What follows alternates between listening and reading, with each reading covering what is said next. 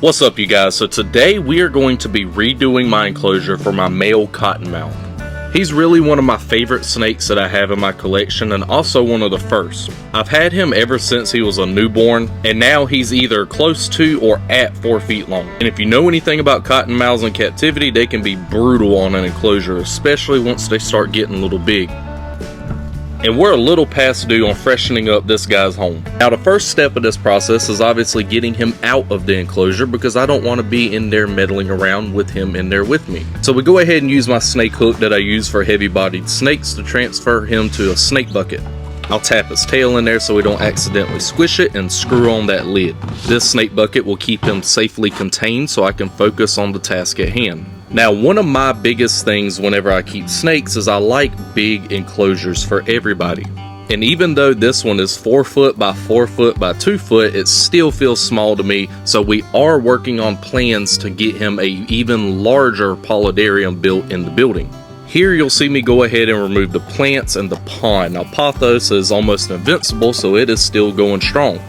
Now, this pond has a bunch of aquatic plants in it, which help keep it from evaporating very fast, and also gives it a much more natural feel. This stuff grows super fast, so I like to just rinse it off and throw it back in the pond once we get it cleaned out. I'll go ahead and scrub this thing down to get any of the dead leaves or any algae growth off of it, and any dirt that may have settled down to the bottom with him climbing in and out. And while I don't show it here because I forgot to film it, I also use a disinfectant spray to spray the inside of the pond before I finish wiping it out and adding it back to the enclosure. After getting it wiped out, I go ahead and add it back and fill it up with 10 gallons of fresh water before heading back outside to rinse out these plants, and I just keep rinsing it and stirring it until I can pour out clean water. After adding the pothos, I just go ahead and take the aquatic plants and plop.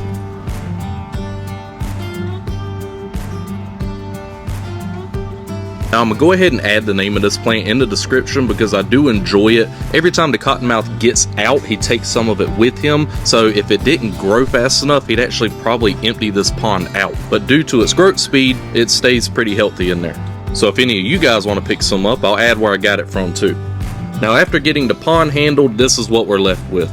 This sort of barren, dirt, apocalyptic landscape thing going on. But now is the part where it starts to take shape like it's supposed to. Start out with my hardscape, getting the roots and the different sorts of woods placed where I want them, and the little cypress stumps sticking out of the dirt. Because at the end of the day, what I want to happen is I want to be able to walk up to this enclosure, take a picture of the cottonmouth, and people think that I found him out in the field. And these cypress stumps help add that really nice natural feel to it. I'll toss that pothos back into the water, and then I will drape these vines across that root system in the back to give it more of an alive feel rather than just dead wood. This part is where the enclosure really starts to take shape. I like to add a lot of these little ferns in the enclosure, and this is exactly what it would look like if I was out looking for cottonmouths in the wild.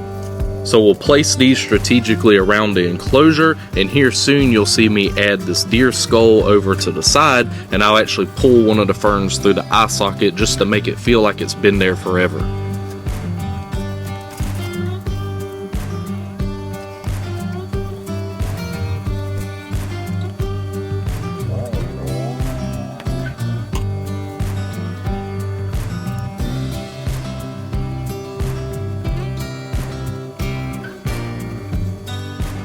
Then to add that nice little final flare, I'll drape some Spanish moss across the antlers and the cypress knees.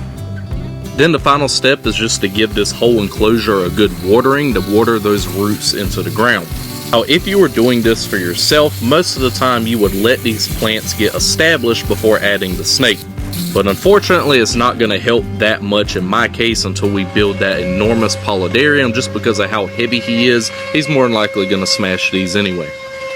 But I still enjoy adding them because they have a role to play before their demise, and it helps the enclosure go from this to this.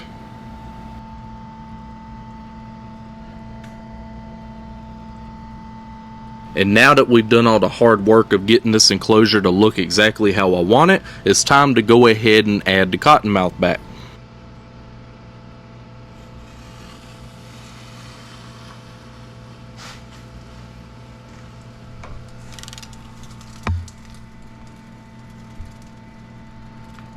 Now, after realizing that I was not going to eat him because he hasn't figured that out after all these years, he finally started to acclimate to the enclosure and check out his new digs. Ooh, this is nice. They don't smell like roaches in here or nothing. This is so nice. And look at this, girl.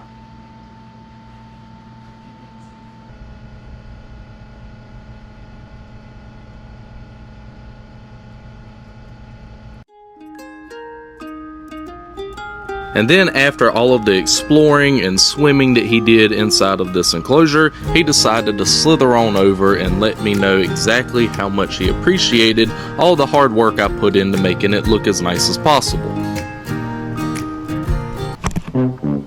Gee, I love you too, bud.